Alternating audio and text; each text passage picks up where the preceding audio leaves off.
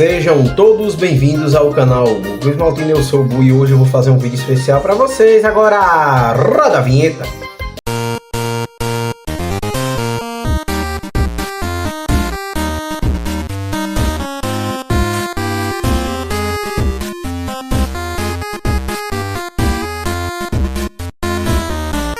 Antes de iniciarmos esse vídeo, eu gostaria de pedir para vocês lembrar de se inscrever aqui no canal, que a gente tá recomeçando do zero aí, galerinha. Então a gente tem uma meta aqui, bater pelo menos 1000 inscritos para poder monetizar esse canal. Ativem as notificações para não perder nenhum dos nossos conteúdos. Deixem um like, comentem e compartilhem, que é muito importante. O feedback de vocês é a coisa mais importante que podemos ter aqui, além do like, obviamente, e por isso queremos contar com sua ajuda para isso. Mas, galerinha, sem mais delongas, vamos para o vídeo. Vamos falar das notícias do Vasco antes do jogo. E lembrando, hoje de tarde eu vou estar trazendo uma provável escalação para vocês, mas não agora, só à tarde, beleza? Então, vamos começar com as notícias. O Dedé concedeu uma entrevista aí para a ESPN e nessa entrevista ele falou sobre como é jogar na altitude. Ele jogou pelo Vasco 2 vezes na altitude, jogou uma pela Sul-Americana e outra pela Libertadores em 2011. Então assim, 2011, 2012 ele jogou as partidas que o Vasco fez dentro das competições. Ele disse que uma ficou no banco, na outra ele não conseguia nem respirar e tudo mais, e aconselhou o Carrilli dizendo: olha, mantenha sempre o time alerta, mande os jogadores sempre estar buscando fôlego e tal. E ele até cita o Coutinho, ele diz: o Coutinho tem experiência, jogou na Europa, lá não tem essa atitude toda, mas ele vai saber como lidar com isso. O Verratti é um jogador que já deve ter jogado, então ele conhece também. O Léo Jardim também, por ter passagem na Europa, pode ter esse conhecimento. Alguns jogadores ali não, mas a grande maioria eu acho que vai ter essa experiência. O Hugo, quando jogou pelo Atlético Paranaense, deve ter feito algum jogo na altitude. O Piton, quando esteve no Corinthians, assim como o João Vitor, os dois devem ter jogado também na altitude, então devem ter uma ideia. O Maurício Lemos, com certeza, esse daí conhece, vem do Uruguai e tudo mais, ele conhece. Então, eu acho que ele tentou aconselhar e não sei se vai dar certo. Vamos para outra notícia que saiu hoje também. O Vasco vai transmitir toda a partida pelo Candinho. Quem não sabe o que é o Candinho, é o centro histórico onde o Vasco foi fundado. E lá vai ter um telão transmitindo o jogo para os torcedores. Então, torcedores do Rio de Janeiro que puderem ir ao Candinho, vá lá e assista ao jogo gratuitamente, viu? Outro detalhe, o Vasco tá nesse imbróglio para jogar contra o Flamengo dentro de São Januário, e aí eu vou dar minha opinião depois que eu trazer o que aconteceu ontem. Maurício César é contra, Mauro César Pereira, ele é contra o Vasco mandar o jogo em São Januário. Não, assim, ele disse que não tem segurança, kkk, bababá, mas que é um direito válido do Vasco, beleza, ponto final. É um direito dele achar que o Vasco está errado. Lédio Carmona, por sua vez, acredita que o Vasco tem o direito de pedir, tem o direito de exigir, tem o direito de jogar em seu estádio contra quem quer que seja o adversário.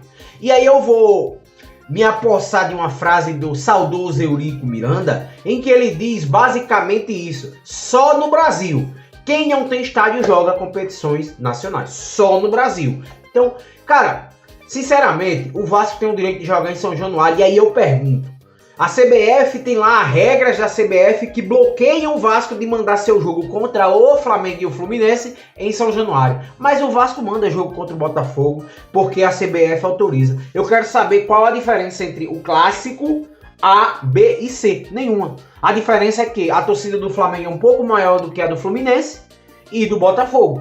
Mas, no geral, não vejo diferença. Eu acho que o Vasco tem o direito de jogar em seu estádio. Se ele tem estádio, o Flamengo não tem, o Fluminense não tem, problema deles, que construa.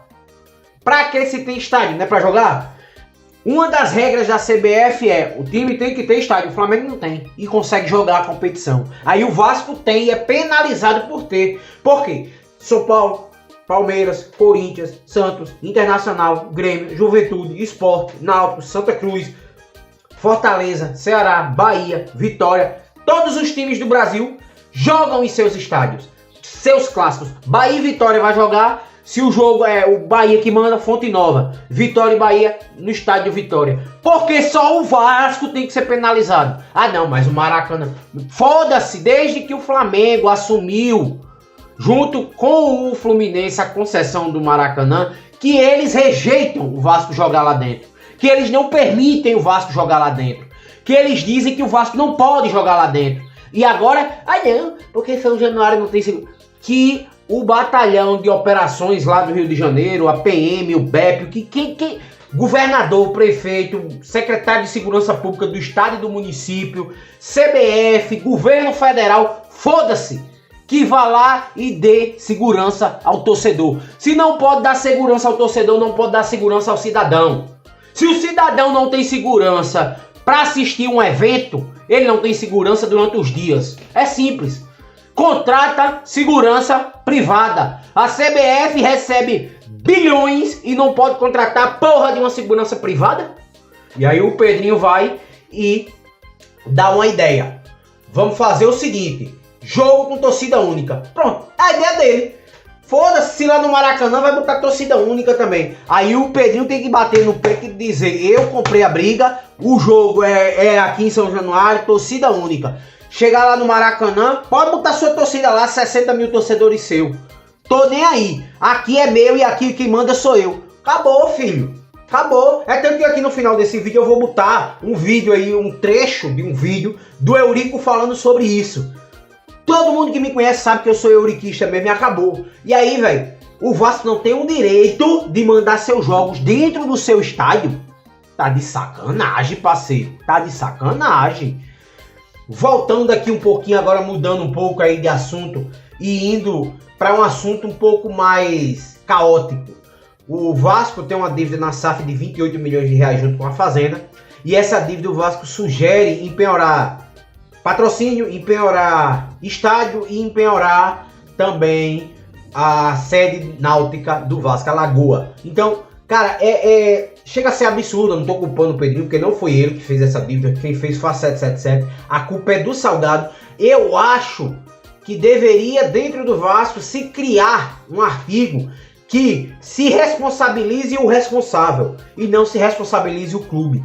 Porque o responsável dessa atitude é o Salgado. Então responsabilize ele. Acabou.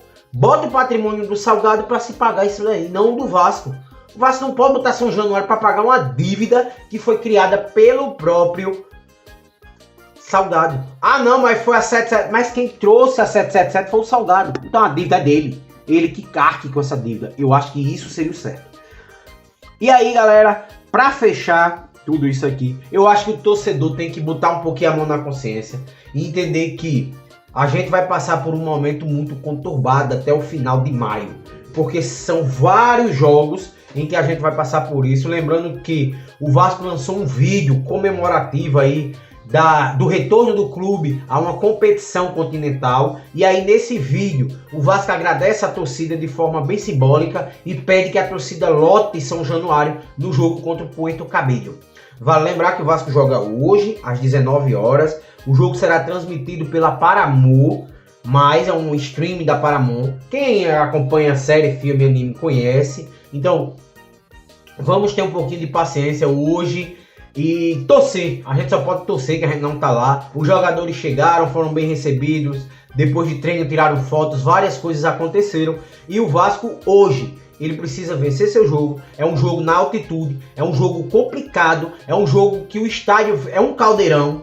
E aí alguns torcedores me perguntaram, mas eles têm torcida? Tem. Esse time tem torcida, esse time tem 110 anos de história. Não é um time qualquer, não é um time que tem 20 anos de história, não. É um time velho, é um time que, ali, não se compara ao Vasco, não se compara. A grandeza do Vasco é muito maior. Porém, é um time que a gente tem que respeitar. É o líder do campeonato nacional deles, que é o campeonato peruano. Caiu na Libertadores para o Cerro Porteño, que é um time muito mais gabaritado do que eles. Mas foi um jogo difícil. É um time que costuma levar muito gol, mas que costuma fazer também. Então o Vasco precisa ter calma, o Vasco precisa ter paciência na partida, o Vasco precisa dominar essa bola e segurar o jogo. O Vasco não tem que se afobar. E sobre o Coutinho, muitos torcedores estão reclamando e tudo mais, mas o Coutinho é um jogador essencial para esse esquema do Vasco. Ele precisa se adaptar a esse esquema. Eu acho que o Garré hoje é titular porque o Watson está voltando de lesão, mas assim que o Watson voltar, pelo que ele apresentou naqueles 25, 30 minutos na última partida, ele se credencia a ser titular. O Coutinho, muitos estão dizendo que ele não fez nada durante a partida, mas o gol que sai de empate do Nuno começa nos pés do Coutinho. O Coutinho tabela com o Nuno, recebe a bola, inverte pro PH, o PH dá no Hugo, o Hugo cruza, inverte lá pro outro lado para o Piton cruza a bola, o Verratti cabeceia pro centro da área e o Nuno guarda, fazendo o Vasco 1-1 contra o Santos. Então o torcedor, ele acha que o Coutinho é aquele meia que dá passe. O Coutinho não é. Ele é o meia que articula a jogada, que é o meia que cria. Ele cria a jogada, quem vai dar o passe é outra pessoa. É um Piton, é um PH, é um Hugo Moura, é um Paulinho, é quem quer que seja, menos o Coutinho. Raramente você vai ver o Coutinho dando esse passe. E os números do Coutinho não são ruins. Nessa temporada não são ruins. Ele tem 4 gols. 4 gols é muito gol para um meia. Ele não é o Verratti tem 10. E falando no Verratti, vale lembrar que o Verratti daqui a pouco chega nos artilheiros do Vasco. Vale lembrar que tem um artilheiro aí, um tal de Germancano, que hoje está no nosso rival Fluminense, que o torcedor era apaixonado por ele. Eu era contra, não gostava dele. E aí eu fui buscar os números dos dois. O Cano jogou pelo Vasco 111 jogos, fez 43 gols e deu 3 assistências. O Verratti jogou 88 jogos, fez 40 gols, deu 6 assistências. Quem é melhor dos dois? Verratti. Pra mim, Verratti. Esquece. O Cano tinha sido meio e só tem 3 assistências. O Verratti nunca foi meio, tem 6. Esquece. Mas é de... Foda-se, tem um número melhor. Tem números melhores e isso é o fato.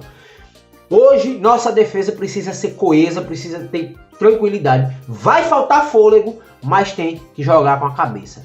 Vamos torcer e esperar que hoje dê tudo certo. E galerinha, não se esquece de se inscrever aqui no canal, ativar as notificações, deixar o joinha, comentar e compartilhar, que é muito importante para o nosso crescimento. E outra coisa, galerinha, a gente já chegou a 18 inscritos, quero contar com vocês para bater aí logo os 500, os 1000 inscritos, bater as horas, por isso que eu peço, assista nossos vídeos. É isso aí, fui, valeu, um abraço, um beijo no coração de cada um de vocês, fiquem com Deus e até a próxima, tchau. Só no Brasil e só no Rio de Janeiro, não, em São Paulo também tem, só no Brasil é que clubes disputam um campeonato sem ter estádio.